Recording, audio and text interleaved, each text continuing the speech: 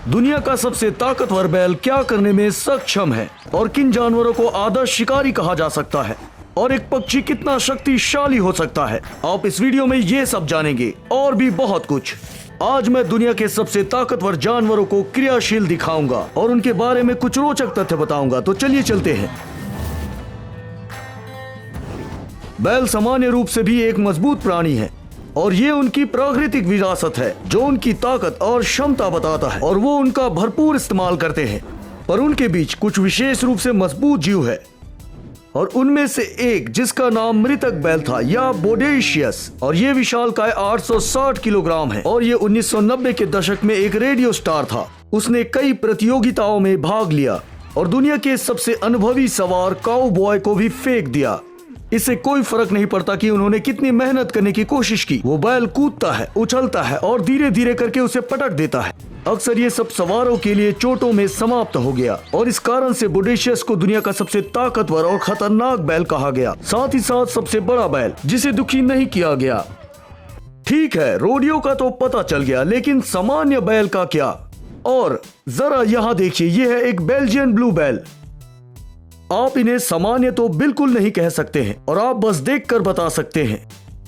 ये दुनिया का सबसे मजबूत बैल माना जाता है और मांसपेशियों की बात करें तो एक लीडर है और ये अविश्वसनीय शरीर म्यूटेशन के कारण आया है। बेल्जियन नीला बैल मुख्य रूप से बनाया गया था कि वो ताकतवर और विशालकाय हो, इसलिए वैज्ञानिकों ने उसके शरीर से बायोस्टेटिन को बदल दिया। ये प्रोटीन मांसपेशियों को बढ़ाता है, पर बेल्जियन ब्लू बैल में काम नहीं करता, इसलिए वो अनियमित रूप से बढ़ते हैं। वो सभी को अपनी क्षमता नहीं दिखाते हैं। मसल्स का दिखावा करना लोगों का चोचला है। बैल ऐसा बिल्कुल नहीं करते। सामान्य बैलों की तुलना में इनसे ज्यादा मांस और ज्यादा दूध प्राप्त किया जा सकता है। जहां तक गैर परिवर्ती बैलों का सवाल है, कई लोगों को यकीन है इटली के चियानिना बैल को सबसे ताकतवर कहा जा सकता है। इस प्रजाति के सांडों के बीच कई असामान्य जीव पा सकते हैं जो लंबाई में एक इंसान से भी बड़ा हो सकता है और वजन 1 टन से भी ज्यादा हो सकता है।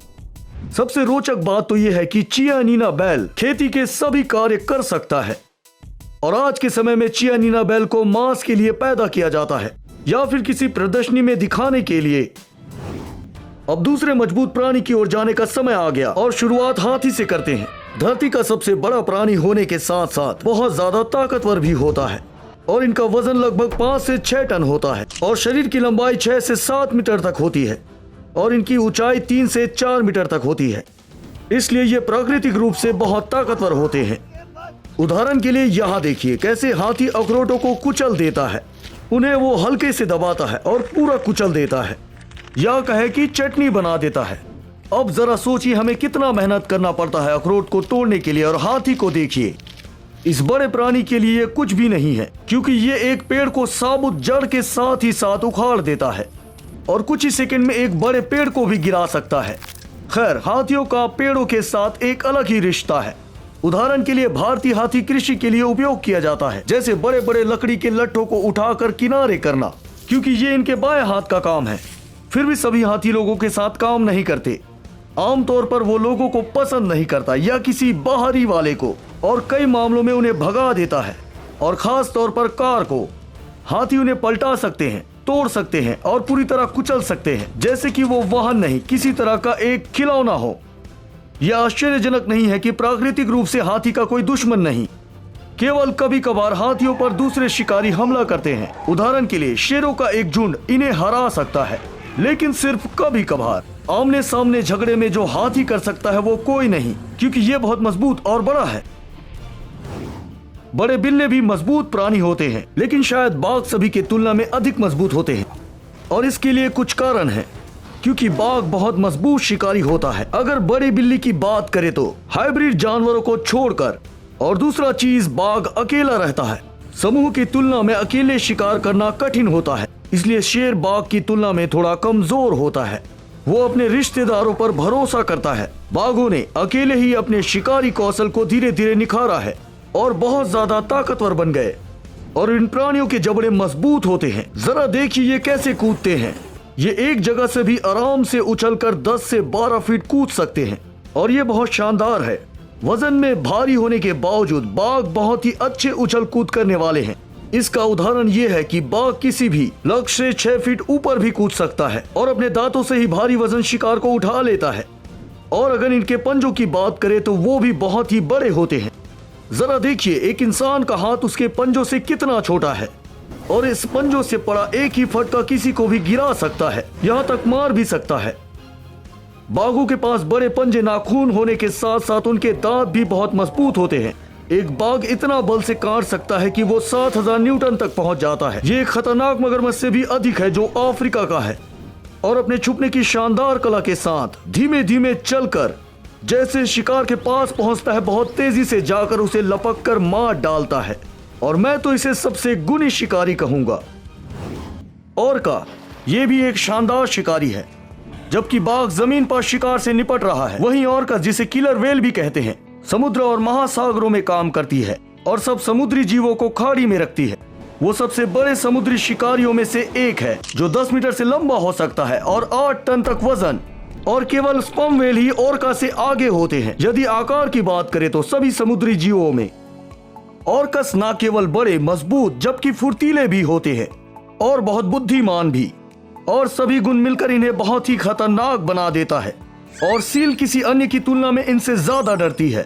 यह ऑर्कस का मुख्य शिकार है। किलर व्हेल आसानी से एक सील से निपट सकता है और इस मामले में ये बहुत निर्दयी होते हैं। उदाहरण के लिए अपने शिकार को हवा में उछालते हैं और ऐसा करने के लिए आपको बहुत ज्यादा ताकत की आवश्यकता होती है। पर अक्सर ऑर्कस सील को समूह में शिकार करते हैं।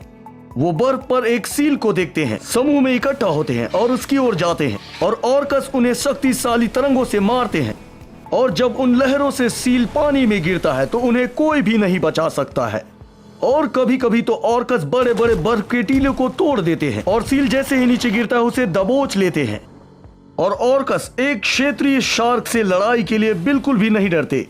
वो शार्क की रानी सफेद शार्क को कुछ ही सेकंड में बेअसर कर देता है। ऑर्कस बनना किसी वीडियो गेम की शुरुआत में खेलना जैसा है जिसे आप पहले से जानते हैं।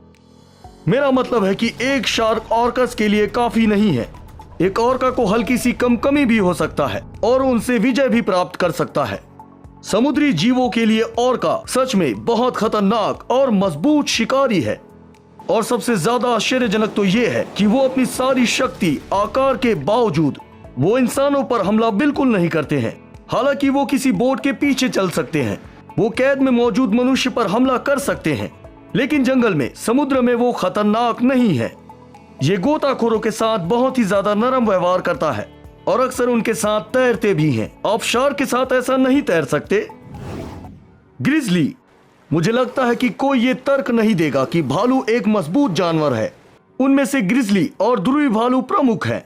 और मैं ग्रिजली के बारे में बात कर रहा हूँ क्योंकि कई वैज्ञानिक और अध्ययन ने यह स्पष्ट किया है कि ग्रिजली ध्रुवी भालू से मजबूत होते हैं और उन्हें हरा सकते हैं।